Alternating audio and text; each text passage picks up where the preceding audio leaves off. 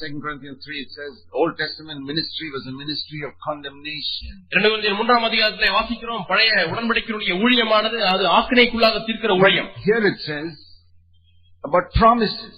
ஆனால் இங்கே பார்க்கும் பொழுது வாக்குத்தத்தங்கள் என்று By பார்க்கிறோம். the promise I don't produce the divine nature, I partake of it. இங்கே வாக்குத்தத்தத்தின் மூலமாக தெய்வீக சுபாவத்தை உண்டாக்குவதில்லை, ஆனால் அதிலே பங்கு பெறுகிறேன். Can you tell me the difference between baking a cake and eating a cake? ஒரு கேக்கை செய்வதற்கும் ஒரு கேக்கை சாப்பிடுவதற்கும் உள்ள வித்தியாசத்தை சொல்ல முடியுமா? Baking a cake is more difficult. கேக்கை அந்த கேக் அவன்ல செய்வது என்பது ரொம்ப கஷ்டம். Eating it is easy. சாப்பிடுறதுன்னா ரொம்ப easy. Which do you like? உங்களுக்கு கேக் செய்யறது பிடிக்குமா, கேக் சாப்பிடுறது பிடிக்குமா? I like eating it. I don't like baking it. நான் சாப்பிடுறதா எனக்கு பிடிக்கும். கேக்க நான் போய் செய்யறதுனா ரொம்ப கஷ்டம். A lot of people are trying to produce the divine nature. நிறைய பேர் இப்படித்தான் தெய்வீக சுபாவத்தை எப்படியாவது செய்யணும்னு பாக்குறாங்க. They hear about joy in the meeting or say now we must go and have joy. கூட்டத்துல சந்தோஷமா இருங்க கேக்குறாங்க, உடனே வீட்டுல போய் எப்படியாவது சந்தோஷத்தை உண்டாக்குறோம்னு பாக்குறாங்க. They hear about peace and say now we must act like we are in peace.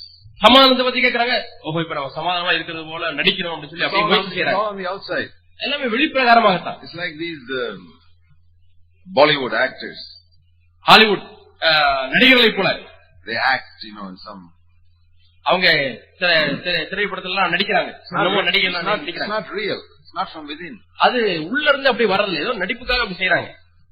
The real divine nature comes from within. உண்மையான திவ்ய சுபாவமானது உள்ளாக இருந்து வெளியே வரும். Like from Mary's womb Jesus came. மரியாளுடைய கர்ப்பத்திலிருந்து இயேசு வந்தது போல.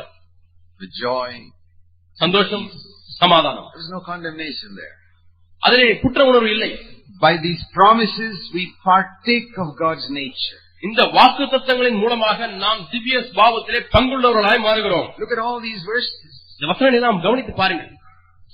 Kingdom of God is righteousness and joy. தேவனுடைய ராஜ்யமானது நீதியும் சமாதானமும் சந்தோஷமும் is righteousness and peace. These are tests.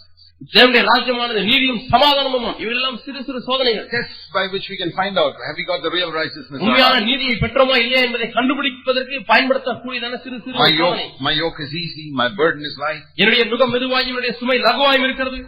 Are you getting a easy yoke or a heavy yoke? உங்களுக்கு மெதுவான நுகம் கிடைக்கிறதா அல்லது பாரமான நுகம் கிடைக்கிறதா? Is the burden you're getting light or heavy? உங்களுக்கு கிடைக்கிறதான சுமையானது பாரமா இருக்கிறதா லகுவா இருக்கிறதா? Jesus' yoke is easy, his burden is light. Don't receive a burden that is heavy from anybody. இயேசுவுடைய நுகமானது மெதுவாயும் இயேசுவுடைய சுமையானது லகுவாயுமா இருக்கிறது. வேறு யாரிடத்திலிருந்தும் நீங்கள் நுகத்தையும் சுமையும் பெற வேண்டாம். How do you know whether you got the truth? சத்தியத்தை பெற்றுக்கொண்டோம் என்று எப்படி அறிவது? The truth will make you free from sin. சத்தியம் உங்களை பாவம் செய்வதில் விடுதலையாக்குகிறது. Inwardly, உள்ளாக, not outside. வெளிப்பிரகாரமாக அல்ல. Outside means nothing. வெளிப்பிரகாரமா என்பால் அது ஒன்றுமே இல்லை. Outside will just make you a good sadhu. வெளிப்பிரகாரமாக நீங்க அப்படியே ரொம்ப பரிசுத்தமா இருக்கிற நினைச்சீங்கன்னா உங்களை சாதுவாக தான் மாற்ற. I don't want to be a sadhu. நான் சாதுவாக இருக்க விரும்பவில்லை. I'm not interested in being a sadhu. நான் சாதுவாக இருப்பதற்கு எனக்கு விருப்பமே இல்லை. I'm interested in being like Jesus. நான் இயேசுவை போல இருக்க விரும்புகிறேன். Jesus is very different from a lot of sadhus. எத்தனையோ சாதுக்களை காட்டிலும் இயேசு வித்தியாசமானவராய் இருந்தார். He had something inside. அவருக்கு உள்ளாக ஒன்று இருந்தது. It was not on the outside. வெளிப்பிரகாரமாக இல்லை. Are you producing or are you partaking? நீங்கள் இப்பொழுது நீங்களாக உற்பத்தி செய்கிறீர்களா அல்லது பங்கு பெறுகிறீர்களா? Do you think the servants in Cana could produce the wine? அங்கே கானா ஊர்ல இருந்ததானே அந்த கல்யாணத்திலே அவர்கள் திராட்சரசத்தை உற்பத்தி செய்தார்களா? No, they could not produce the wine. அவர்களால் திராட்சரசத்தை உற்பத்தி செய்ய முடியவில்லை. And here's the water, Lord. ஆண்டவரே இங்கே தண்ணீர் இருக்கிறது. That's my life. இதான் என்னுடைய வாழ்க்கை. 100 years will not make it into wine. 100 வருஷம் காத்திருந்தாலும் இந்த தண்ணீர் ரசமாக மாறாது. But you can do it. ஆனால் உம்மாலே முடியும். I cannot do it. என்னால முடியாது. But I trust you to do it. ஆனால் நீ செய்ய முடியாது நான் நம்புகிறேன். And he does it. அவர் செய்கிறார். Can you trust that the Lord can take your water and make it into wine?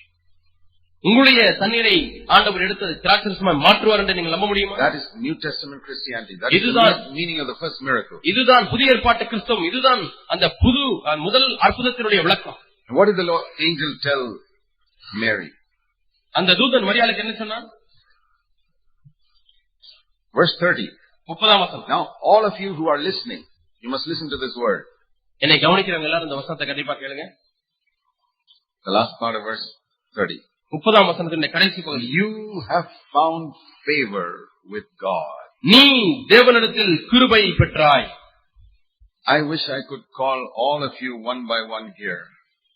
நான் விரும்புறது என்னன்னா உங்க எல்லாரையும் ஒவ்வொருத்தரா இங்க வர சொல்லி One by one.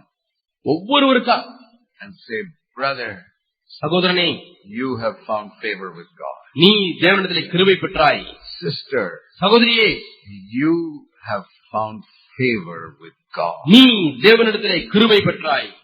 Because when I say generally, you may say, oh, that must be for other people, not for me. ஏன்னா பொதுவா இங்க இருந்து நான் பேசிட்டு இருக்கேன்னா ஓஹோ இது வேற யாரோ சொல்றாங்க, பக்கத்துல வரவங்க சொல்றாங்க, இது எனக்கு இல்ல அப்படி நீங்க நினைச்சிருவீங்க. I wish I had the time to come எனக்கு நேரம் இருந்தா ஒவ்வொருத்தருக்காக நான் வந்து சொல்லணும்னு நினைக்கிறேன். You, நீ, not the other person that side, this side. பக்கத்துல இருக்கிற இவர் இல்ல அவர் இல்ல, நீ have found favor with God. தேவனிடத்திலே கிருபை பெற்றாய். Why? ஏன்? I don't know why. ஏன் எனக்கு தெரியாது. Because God is a good God. தேவன் நல்ல தேவன். I thank God for that. நான் தேவனுக்கு நன்றி செலுத்துகிறேன். So many years I couldn't believe that. அநேக ஆண்டுகளாக நான் இதை விசுவாசிக்க முடியாமல் இருந்தது. My life was miserable. என்னுடைய வாழ்க்கை பரிதாபமா இருந்தது. I couldn't believe that I found favor with God. நான் தேவனிடத்திலே கிருபை பெற்றேன் என்பதை விசுவாசிக்க என்னால் முடியாமல் இருந்தது. I had enough preachers telling me about my sin. என்னுடைய பாவத்தை குறித்து போதுமானவர்கள் சொல்வதற்கு எத்தனையோ பிரசங்கியா இருந்தார்கள். And the more they told me about my sin, I became holy only on the outside, not on the inside. எந்த அளவுக்கு அதிகமாக பாவத்தை குறித்து பிரசங்கித்தார்கள் அந்த அளவுக்கு நான் வெளிப்பிரகாரமாக தான் பரிசுத்தவனாய் மாறினேன். But when God told me I have found favor with Him, ஆனால் நான் தேவனிடத்திலே கிருபை பெற்றேன் என்று ஆண்டவர் சொன்ன பொழுது that excited me so much that I became holy on the inside also. நான் பரவசமடைந்து நான் உள்ளாகவும் கூட பரிசுத்தமடைந்தேன். God does not try to lead us to holiness by threatening us. தேவன் நம்மை பயமுறுத்தி பரிசுத்தவனாக்க விரும்பவில்லை. But by His kindness led me to repentance. அவருடைய தயை என்னை மனந்திரும்ப செய்கிறது. Can you hear that message to your heart this morning? இந்த காலை வேளையிலே உங்களுடைய இருதயத்தில் துணிக்கிற அந்த செய்தியை கேட்க முடிகிறதா? You have found favor with God. நீ தேவனிடத்திலே கிருபை பெற்றாய், தயை பெற்றாய். Because Jesus died for you. ஏனென்றால் இயேசு உனக்காக மரித்தார். Jesus came and died for you. இயேசு உனக்காக மரித்தார். I want to say to each of you what I tell children sometimes. நான் சில சமயத்திலே சிறு பிள்ளைகளுக்கு சொல்லி இருக்கிறேன். If all the other people in this room were holy and only you were a sinner. இந்த ஹால்ல இருக்கிற எல்லாரும் பரிசுத்தவான்கள், நீ மட்டும் பாவியா இருக்க. Sometimes you feel like that, no? சில சமயத்துல அப்படி உணர்றீங்கல்ல? Lord, everybody else is so good, but I'm such a sinner. எல்லாம் நல்லவங்களா இருக்காங்க, நான் மட்டும் இப்படி பாவியா இருக்கனே. I feel like that sometimes. சில சமயத்துல நான் அப்படி உணர்றேன். Lord, ஆண்டவரே, everybody else seems to be good, but I feel so much sin in my life. எல்லாரும் பார்த்தா நல்லா இருக்கிறது போல இருக்காங்க, ஆனா எனக்குள்ள எவ்வளவு பாவம் இருக்கிறது உணர்றேனே. Then I believe that even if I was the only sinner in the whole world, Jesus would have come and died for me. இந்த முழு உலகத்திலேயும் நான் தான் ஒரே ஒரு பாவியாக இருந்தாலும் சரி, ஆண்டவர் எனக்காக இந்த பூமிக்கு வந்து மரித்திருந்திருப்பார். That's how much He loves you. அந்த அளவுக்கு அதிகமாக உன்னை நேசிக்கிறார். If you were the only sinner in the whole world, இந்த முழு உலகத்திலே நீ ஒருவன் மட்டும் தான் பாவி என்று இருந்தாலும் கூட, Jesus would have come from heaven and died only for you. இயேசு பரத்திலிருந்து இறங்கி வந்து உனக்காக மரித்திருப்பார். Does that make me want to sin more? இன்னும் அதிகமாக இது என்னை பாவம் செய்ய தூண்டுமா? இல்லை. I'll tell you my testimony. It made me hate sin. அது என்னை பாவத்தை வெறுக்கத்தான் உந்தி தள்ளும். Now there's a difference between avoiding sin and hating sin. பாவத்தை தவிர்ப்பதற்கும் பாவத்தை வெறுப்பதற்கும் வித்தியாசம் உண்டு. It never says in the Bible Jesus avoided sin. It says He hated sin. இயேசு பாவத்தை தவிர்த்தார் என்று சொல்லவில்லை, இயேசு பாவத்தை வெறுத்தார் என்று சொல்லுகிறது. False religion will make you avoid sin. பொய்யான மதம் பாவத்தை தவிர்க்க உனக்கு உதவி செய்யும். The divine nature will make you hate sin. திவ்ய சுபாவமானது உன்னை பாவத்தை வெறுக்க செய்யும். Avoiding sin is not holiness.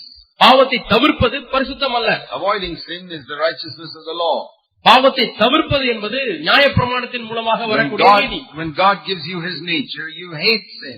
தேவன் தம்முடைய சுபாவத்தை உனக்கு கொடுக்கும் பொழுது நீ பாவத்தை வெறுக்கிறாய். Lord, I don't want to do that. ஆண்டவரே, இதை செய்ய நான் விரும்பவில்லை. Even if 100 people invite me to do it, I don't want to do it. 100 பேர் இதை செய்ய என்று சொல்லி என்னை வருந்தி அழைத்தாலும் நான் செய்ய மாட்டேன். Imagine if God's nature comes inside you. தேவனுடைய சுபாவமானது உனக்குள்ளாக வந்தால் கற்பனை செய்து பார். I wish you could see this, my brothers and sisters. என் சகோதரர்களே, நீங்கள் எல்லாரும் இதை பார்ப்பீர்கள் என்று நான் நம்புகிறேன். This is why we have to look unto Jesus. ஆகவே தான் இயேசுவை நோக்கி பார்க்கிறோம். Author and finisher of our faith. விசுவாசத்தை துவக்குகிறவரும் முடிக்கிறவரும். When I get that power, I can follow Him. அந்த வல்லமையை நான் பெற்றுக்கொள்ளும் பொழுது நான் அவரை பின்பற்ற முடியும். Take up the cross every day with joy. ஒவ்வொரு நாளும் நான் சந்தோஷத்தோடு கூட சிலுவை சுமக்க முடியும். I can deny myself with joy. நான் சந்தோஷத்தோடு கூட என்னை வெறுக்க முடியும். I can fast and pray with joy. சந்தோஷத்தோடு கூட உபவாசித்து ஜெபிக்க I முடியும். can read the Bible with joy. சந்தோஷத்தோடு கூட வேதத்தை வாசிக்க முடியும். Everything changes. எல்லாமே மாறுகிறது. When I allow Him to write His laws in my heart. அவருடைய பிரமாணங்களை என்னுடைய உள்ளத்தில் எழுத அனுமதிக்கும் பொழுது. Let me show you Hebrews chapter 8. எபிரேயர் 8ஆம் அதிகாரம் உங்களுக்கு காண்பிக்க You விரும்புகிறேன். often heard me speak about this. இதை நான் அடிக்கடி பேச நீங்கள் And கேள்விப்பட்டிருக்கிறீர்கள். I never get tired of saying it. நான் அதை சொல்வதிலேயும் நான் களைப்படுவது கிடையாது. Because I know that the commission the Lord has given me is to go all over the world and teach people that the new covenant is different from the old covenant. ஏனென்றால் தேவன் எனக்கு கொடுத்திருக்கிற கட்டளை என்னவென்றால் உலகம் முழுவதும் நீ சென்று பழைய உடன்படிக்கை புதிய உடன்படிக்கை இரண்டு வித்தியாசமானது என்று சொல்ல வேண்டும் என்று சொன்னார். What is the old covenant? பழைய உடன்படிக்கை என்றால் என்ன? Exodus chapter 20. யாத்திராகமம் 12ஆம் அதிகாரம். Thou shalt, நீ இதை செய்யாதிருப்பாயாக. thou shalt not. நீ இதை செய்யாதிருப்பாயாக. Thou shalt do this. இதை செய்வாயாக. Thou shalt not do this. இதை செய்யாதிருப்பாயாக. 10 commandments. 10 கட்டளைகள். Thou shalt do this, thou shalt do this, thou shalt do this, thou shalt do this, thou shalt do that. இதை செய், இதை செய், இதை செய்ய வேண்டும், இதை செய்ய வேண்டும், அதை செய்ய வேண்டும். It was a heavy yoke. அது பாரமான நுகம். They had to do this. அதை செய்ய வேண்டும். Then they had to do that. அதை செய்ய Then they வேண்டும். had to do the other thing. இதையும் செய்ய வேண்டும். And they were weary and heavy laden. அவர்கள் வருத்தப்பட்டு பாரம் சுமக்கிறவர்களாய் மாறினார்கள். Jesus said, come to me. என்னிடத்திலே வாருங்கள் என்று சொல்லுகிறார். Take my yoke. என்னுடைய நுகத்தை எடுத்துக்கொள். And what is his yoke? அவருடைய நுகம் என்ன? See Hebrews chapter 8. எபிரேயர் 8ஆம் அதிகாரம். Hebrews 8 எபிரேயர் 8ஆம் அதிகாரம் and verse 10. 10ஆம் வசனம். This is the new covenant I will make. நான் செய்யக்கூடிய புது உடன்படிக்கையாவது. It's not verse 9, not like the old covenant which I made with their fathers. 9ஆம் வசனத்திலே சொல்லப்பட்டது போல நான் பிதாக்களோடு கூட செய்ததான பழைய உடன்படிக்கை போல இல்லை. It's a new covenant, verse 8. 8ஆம் வசனத்திலே பார்க்கிறோம் இது ஒரு புது உடன்படிக்கை. What is this new covenant? இந்த புது உடன்படிக்கை என்ன? Listen to this. கவனிங்கள். Not thou shalt, thou shalt, thou shalt not, thou shalt not, thou shalt not. நீ இதை செய்யாதிருப்பாயாக, இதை செய்வாயாக, இதை செய்யாதிருப்பாயாக என்றால் God says, verse 10. தேவன் சொல்கிறார் 10ஆம் வசனம். I will. நான் இதை செய்வேன். I will. நான் செய்வேன். I will. நான் செய்வேன். I will. நான் செய்வேன். Verse 12. I will. 12ஆம் வசனம்.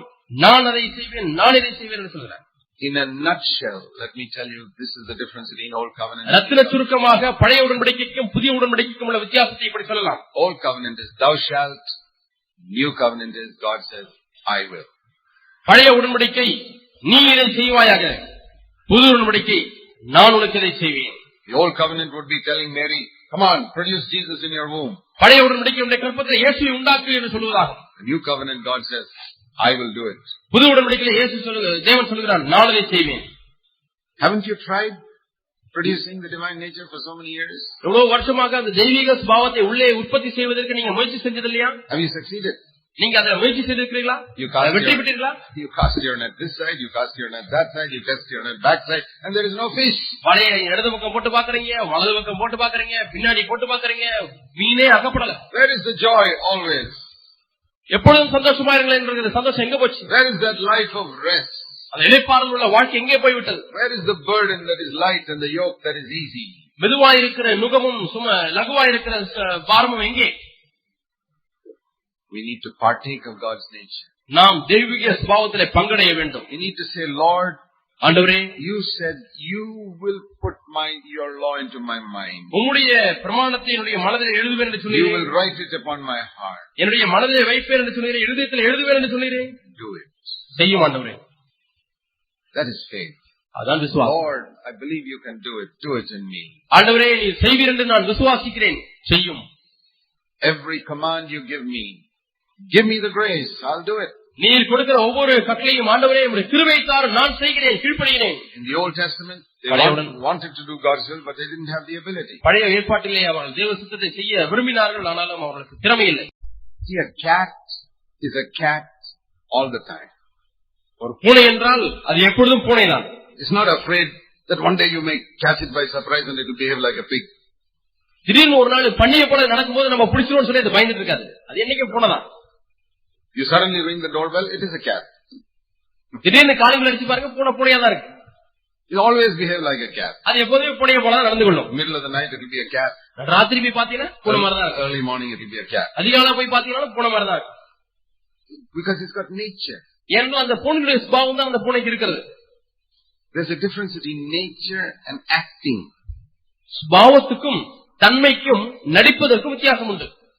God wants us to be partakers of the divine nature. தெய்வீக சுபாவத்தை நாம் பங்கு கொள்ளுகிறவர்களாய் மாற வேண்டும் என்று தேவன் விரும்புகிறார். That's what the Holy Spirit wants to do in us. இதைத்தான் பரிசுத்த ஆவியானவர் நம்முடைய வாழ்க்கையில் செய்ய I விரும்புகிறார். want to say to you, my brothers and sisters, சகோதரர்களே, நான் this உங்களுக்கு is சொல்ல a விரும்புகிறேன். glorious message. இது ஒரு மகிமையுள்ள செய்தி. Let's ask God to do that work in us. இந்த கிரியையை தேவன் நம்மிலே செய்ய முடியாது. நாம் ஆண்டவரிலே Bow our heads before God. தேவனுக்கு முன்பாக நம்முடைய தலைகளை வணங்குவோம்.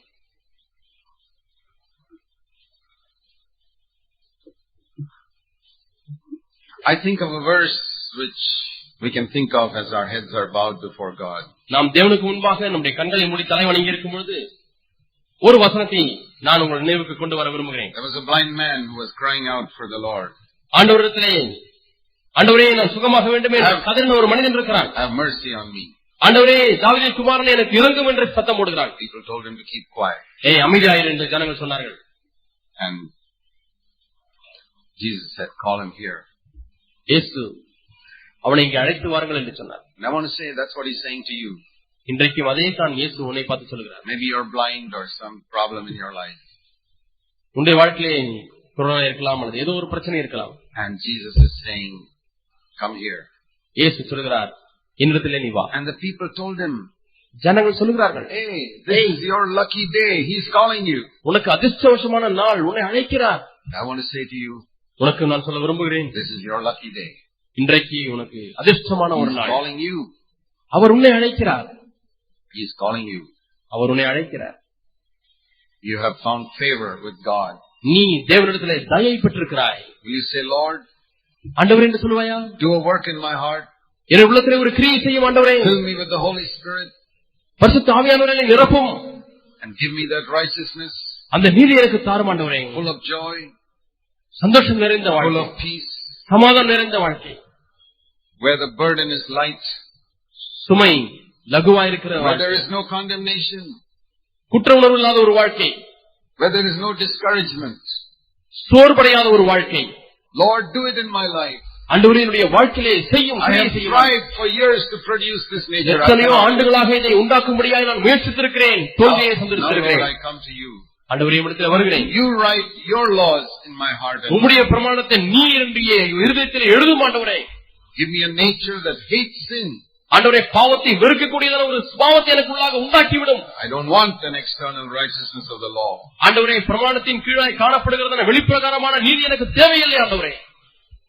Thank you, Father. நன்றி பிதாவே. We believe you will do for us more than we ask or think. நாங்கள் எண்ணுகிறதற்கும் வேண்டுவதற்கும் அதிகமாக நீர் செய்வீர் என்று நாங்கள் நம்புகிறோம். Thank you, Father. We trust you. நன்றி ஆண்டவரே, உம்மை நாங்கள் நம்புகிறோம். You will do for us more than we ask or think. நாங்கள் எண்ணுகிறதற்கும் வேண்டிக் கொள்வதற்கும் அதிகமாக நீர் செய்வீர். Are you asking for something? நீங்கள் ஏதோ ஒன்றுக்காக இப்பொழுது கேட்டுக் கொண்டிருக்கிறீர்களா? Are you thinking about something? நீங்கள் ஏதோ ஒன்று நினைத்துக் கொண்டிருக்கிறீர்களா? He will do more than you ask or think. நீ கேட்பதற்கும் நினைப்பதற்கும் அதிகமாக உனக்கு தருவார். Lord, I believe. ஆண்டவரே நான் விசுவாசிக்கிறேன். Thank you, Father. நன்றி ஆண்டவரே. In Jesus' name. இயேசுவின் நாமத்தில் பிதாவே. ஆமென்.